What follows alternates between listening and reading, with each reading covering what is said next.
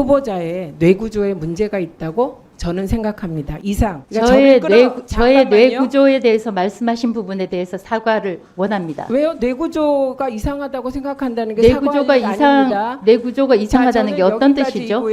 저의 뇌구조에는 이상이 없습니다. 질의하십시오. 저의 뇌구조에 어떤 이상이 있는지 말씀해 주십시오. 저의 뇌구조에 어떤 이상이 있습니까? 그런 기준이 어디 있습니까? 여기 계신 분들, 언론에 계신 분들 많잖아요. 그러면 적어도 그게 공정하지 않다고는 말씀하셔야죠. 저 노정면 의원님 그냥 가만히 계세요. 지금은 이거 세우세요. 예, 저 잠깐만요. 보고 말씀 안 드렸어요. 아, 요거 세워주세요. 원고 보고 예, 말씀드렸습니다. 세워주시고. 자, 세웠습니다. 예, 박정훈 의원님 질의 계속해 주십시오. 민주당이 이렇게 한다고 바뀔 수 있는 게 없어요. 뭐가 대단히 바뀔 것 같죠? 안 바뀝니다. 한번 해보세요. 뭐든 바뀌나. 여러분들이 원하는 대로 절대 되지 않습니다. 여러분들이 결기를 가지고 이렇게 3일 청문회를 하고 후보자를 들들 볶아도 달라지는 거 없습니다. 여러분들이 장악하려고 하는 MBC 국민의 폼으로 저희가 돌려놓을 겁니다. 이 헛된 기대하지 마시고 그만하세요. 자, 네, 그만하세요. 집에 안 들어가시고 회사에서 기거하시고 하신 적도 있습니까? 회사에서 거의 사실상 기거했던 때는 2012년 민주노총 언론노조의 170일 파업 때였습니다. 그때는 보도국 기자들이 대부분 나갔었기 때문에 아마 그때 김장겸 정치부장 보도국장도 잘 아시겠지만 거의 손발이 마비될 정도였습니다. 그래서 저의 경우에는 또 회사 경영진에 대해서 거의 인신모독성, 허위 사실이 많이 유포가 됐기 때문에 그에 대응하기 위해서 거의 새벽 5시 정도까지 회사에 있다가 집에 들어가서 잠시 샤워하고 8시 임원회의에 참석했던 그런 것이 거의 170일 전부. 제가 170일 파업 때를 말씀을 드리면 어제 많은 민노총 조합원들이 나와서 증언을 했지만 민노총 조합원들이 압도적으로 MBC를 좌지우지 지배를 하고 있습니다.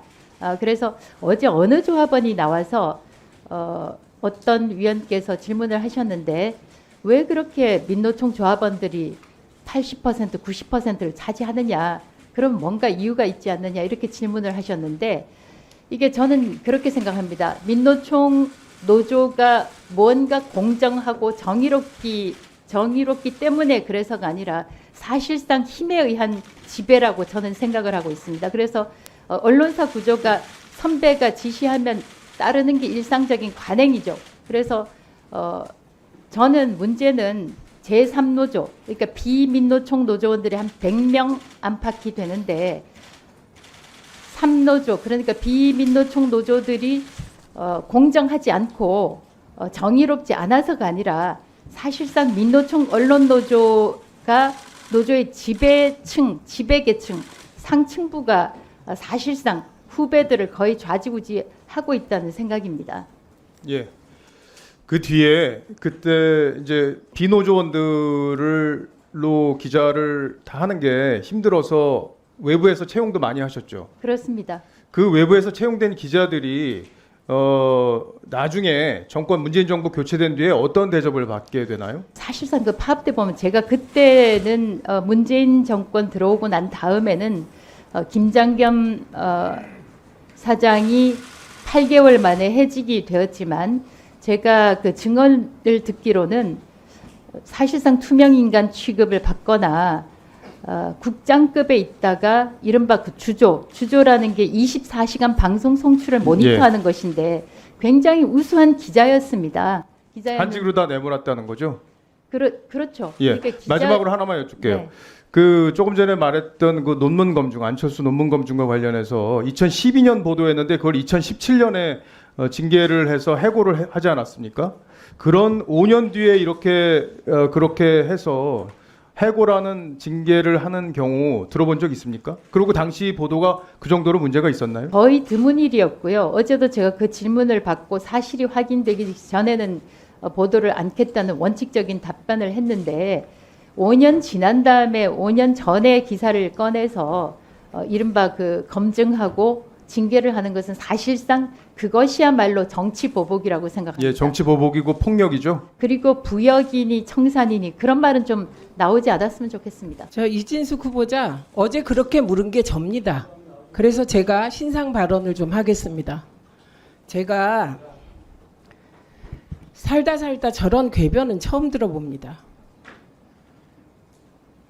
지금 현재 언론 노조의 조합원들은 제가 지난번에도 말씀드렸습니다. 언론 노조는 언론 노련을 최문순 언론 노련 위원장이 정말 열심히 뛰고 헌신적인 노력으로 언론 노조로 바꾸고 그러면서 노동자의 이익과 정치적 대변의 목소리를 키우게 만든 겁니다. 그리고 그 최문순의 언론 노조원이었죠?